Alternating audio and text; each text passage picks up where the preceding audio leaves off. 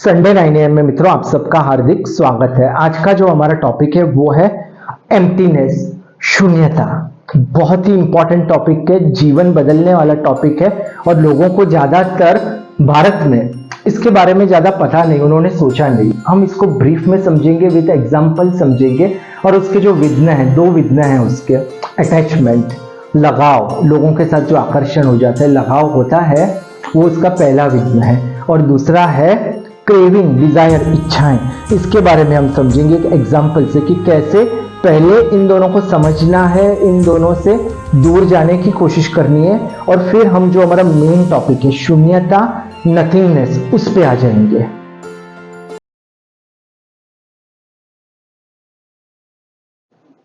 पहले हम अटैचमेंट पे आ जाते हैं, जो लगाव हो जाता है लोगों से और कैसे ये लगाव हमारे लिए इतना भयानक बन जाता है। एक स्टोरी से मैं आपको बताता हूं। एक इंग्लिश में पीकॉक कहते हैं, पीकॉक पीहन या ढेल, ढेल की एक बच्ची थी, बेबी पीकॉक आप उसको बोल सकते हो।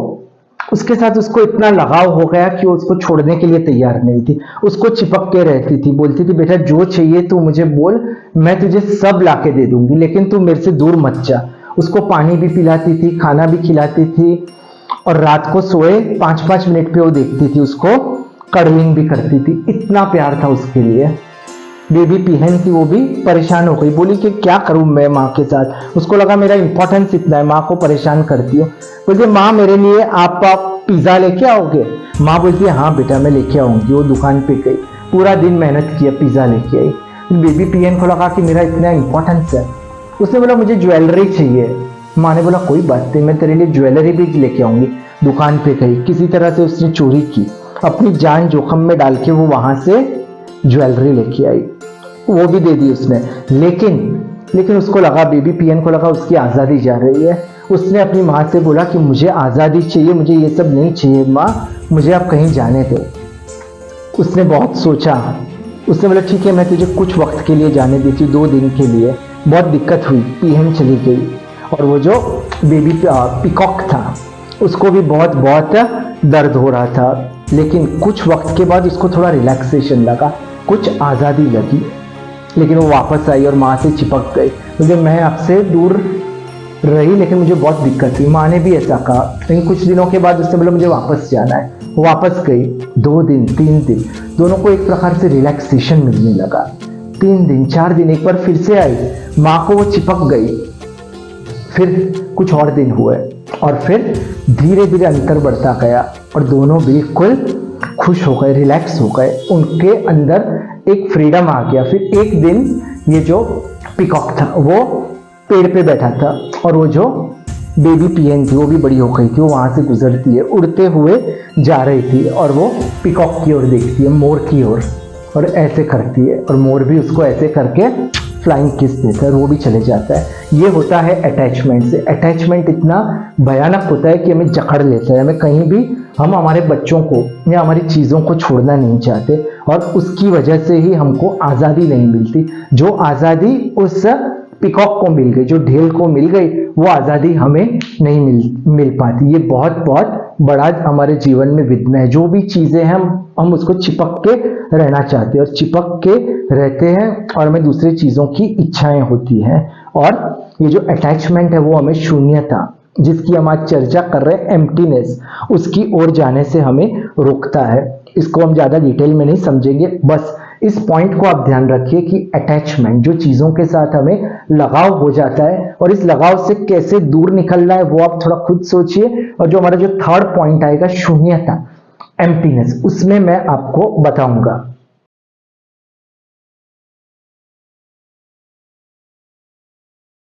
अभी हम हमारे जो दूसरा विघ्न है जो हमें शून्यता की ओर जाने से हमें परेशान करता है, उस पे आ जाते हैं और वो है क्रेविंग, डिजायर, इच्छाएं।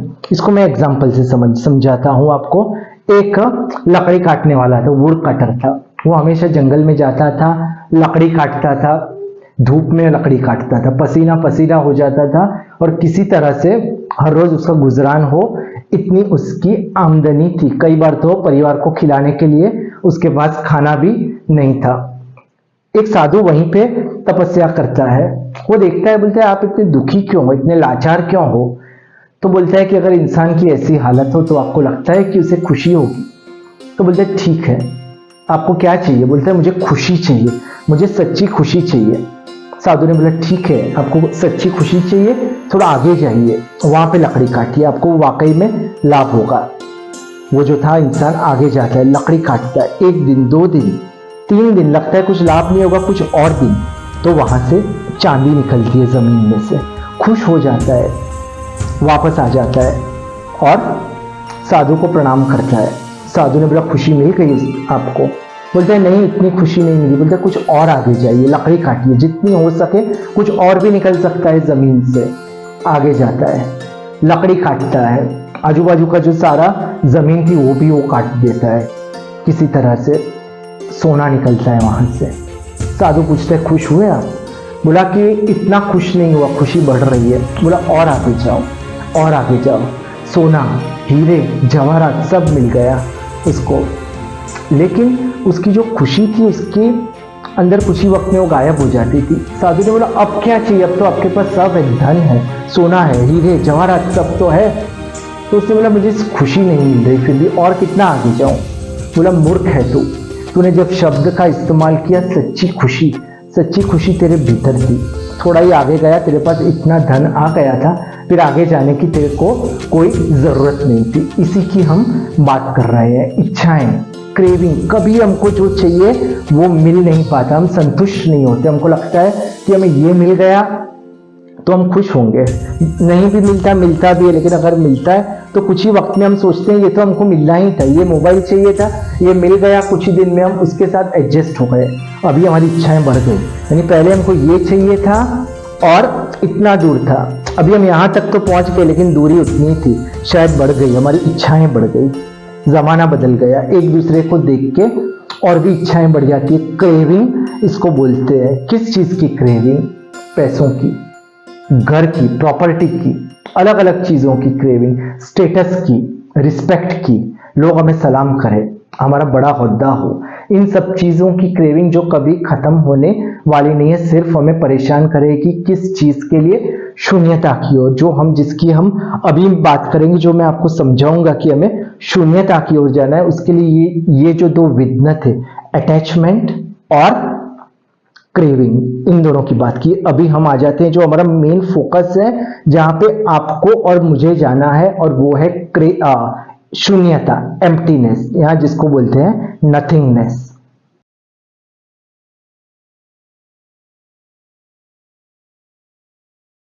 अभी हम जो हमारा सबसे इंपॉर्टेंट चीज है जिससे आपका जीवन बदल सकता है, धीरे धीरे एक एक डगर से हम आगे बढ़ेंगे तो हमारा जीवन बदलने वाला है, उस चीज पे आ जाते हैं जो है एम्प्टीनेस, नथिंगनेस। क्या होता है ये मैं आपको बताता हूँ संक्षिप्त में। सबसे पहले एक एग्जाम्पल पे आ जाता हूँ ताकि आपको ये बोरिंग थियरी ना लगे, इसलिए चलो मोर की ही बात करते हैं। एक मोर था, बेहद खूबसूरत था, उड़ता था। एक बार उसके अंदर कोई क्यूरियोसिटी आ जाती है, सोचता है कि मैं और कहीं जाऊं, यहाँ पे उड़ के तो मैं थक गया। उड़ते उड़ते उसको पता नहीं चलता, लेकिन एक अलग जगह पे पहुंच जाता है, अनजानी जगह थी वो, और वहां पे ये जो गुरुत्वाकर्षण के नियम थे वो भी नहीं चलते थे, अलग लोग थे, अलग प्रकार के। यहाँ पे जो पक्षी थे वैसे पक्षी नहीं थे। वहां पे जैसे ही गया, सो गया, सुबह को उठता है तो चौंक जाता है, ये कैसे लोग हैं, ये कैसे जानवर है, ऐसे तो मैंने कभी देखे तक नहीं है। उड़ने की कोशिश करता है तो उड़ नहीं पाता है, क्योंकि वहां के जो नियम थे कुदरत के वो भी अलग थे। गुरुत्वाकर्षण होता है, जैसे ऊपर जाते हैं फिर नीचे आते हैं, उसके पंख चलाता था तो बैठ जाता था, ऐसी उसकी हालत हो गई। सोचने लगा क्या करूं, वहां पे सब जानवर आते हैं, अलग प्रकार के एलियन लोग थे, देखते हैं उसको। कुछ लोग सोचते हैं कि कितना खूबसूरत पक्षी है, कुछ लोग सोचते हैं कितना अजीब है, कुछ लोग आके उसको प्यार करते हैं, कुछ लोग उसको आके मार के जाते हैं, कुछ लोग उसके पंख खींचते हैं, ऐसी हालत कर दी। वो चौंक गया, वो सोचता है अब मैं क्या करूं, लेकिन उसे पता चल गया कि उसके पास अभी कोई विकल्प नहीं है। स्वीकार कर लेता है, घबरा नहीं जाता, सोचता है जो होना है होने दो। जो उसको लोग खिलाने आते थे वो खा लेता था, बाजू में ही पीने के लिए पानी था, वहां पे जाता था, पानी पी के वापस आ जाता था। ऐसा उसका जीवन हो गया था। और क्या किया उसने उसको स्वीकार कर दिया, उसे कोई दिक्कत नहीं थी। लोगों को भी अभी वो जानने लगा, पहचानने लगा, जैसे इंसान होते हैं, नमन करते हैं एक दूसरे को। कोई भी आता था उनकी आंखों में देख के वो मुस्कुराता था। एक बार वहाँ पे दुकाल आ गया भीषण। सब लोगों ने सोचा कि अभी हम वापस चले जाते हैं बाजू के कोई भी देश में। सब लोग एक बहुत बड़ी बोट होती है उसमें बैठ जाते हैं और वापस उस जगह पे जाते हैं जो सबसे नज़दीक थी। और कौन सी नज़दीक की जगह थी? जहाँ पे वो मोर रहता था। मोर चौंक जाता है, बोलता है ये तो मेरी ही जगह आ गई, मेरे ही लोग आ गए, मेरी तरह पक्षी आ गए। सब मोर उसकी ओर आते हैं, उसके साथ प्रेम करते हैं, चिपक जाते हैं। लेकिन उसको फर्क नहीं पड़ता, अभी वो बदल गया था, उससे वो जैसा था वैसा ही रहा। उसने बोला अभी मुझे कोई किसी चीज़ की तरफ अटैचमेंट, मोह माया नहीं है, बस जैसा हूँ मैं खुश हूँ। मैंने सब स्वीकार कर लिया। आप मेरे को यहाँ पे रखोगे तो यहाँ रहूँगा, आप मुझे वहाँ पे रखोगे जो खिलाओगे। ये है नथिंगनेस। पूरी जो जिंदगी है, वो पूरी जो सृष्टि है वो बदलती ही रहती है। हर क्षण कुछ ना कुछ चेंजेस आते हैं। हमको लगता है ये चीज़ स्थिर है, लेकिन उसके अंदर भी बदलाव आते हैं। दो चीज़ होती है, एक शरीर और मन। अगर हम इसको नॉर्मली आज के लिए अगर हम इसको विभाजित करें तो शरीर क्या कोशिश करता है कि कंफर्ट ढूंढे, किसी तरह से उसको आसानी हो, जीवन उसका अच्छी तरह बीत जाए आसानी से, कंफर्ट के साथ, वो ये चाहता है। और मन है, वो चाहता है कि अलग अलग चीजें मिले, उसको इच्छाएं होती हैं। ये दोनों कभी भी संतुष्ट नहीं होने वाले होते हैं। इसलिए हमें ध्यान रखना है, अगर शून्यता की ओर जाना है तो हमें जो चीज जैसी है उसे स्वीकार कर लेना है। बस ऐसा कोई भी नहीं है जो हमारा गोल है, ऐसी कोई भी चीज नहीं जो हमें मिलेगी तो हमें खुश रहना है। बस हमें बैठे रहना है, जो चीज जैसी है उसे स्वीकार करना है। एम्प्टीनेस, नथिंगनेस इसको ही बोलते हैं। क्योंकि हर चीज, समझिए कि अगर कंटिन्यूअसली, जो हमारे अंदर वैज्ञानिकों ने बोला कि 60,000 विचार एक दिन में आते हैं हमें, तो कंटिन्यूअसली जब चीजें चेंज होती रहती है, हमारे शरीर के अंदर भी बदलाव आते हैं, हमारे मन के अंदर भी, तो खुशी किस चीज में मिलेगी? अगर कंटिन्यूअसली कोई चीज चेंज होती रहती है तो आपको लगता है कि किसी भी चीज में आपको आनंद आएगा, खुशी आएगी? आज तक आप ढूंढ पाए हो ऐसा? बताइए मुझे। शायद नहीं, क्योंकि अगर आपने कोई सच्चाई ढूंढ ली होती तो आप ये वीडियो नहीं देख रहे होते। यानी आप भी नहीं ढूंढ पाए हो और मैं भी नहीं ढूंढ पाया हूं। हमें कोशिश करनी है कहां पे जाने की, उस अवस्था में जाने की जहां पे चीजें बदलती नहीं। अगर सब चीज बदलेगी, हम भी बदलते रहेंगे, तो क्या हम उस स्थिति में जा पाएंगे? सब बदलेगा तो हमें उस जगह की खोज करनी है जहां पे हमें शांति मिलेगी। जैसे उस मोर ने ढूंढ ली थी, जहां पे उसको शांति, जो चीज आई उसने स्वीकार कर ली।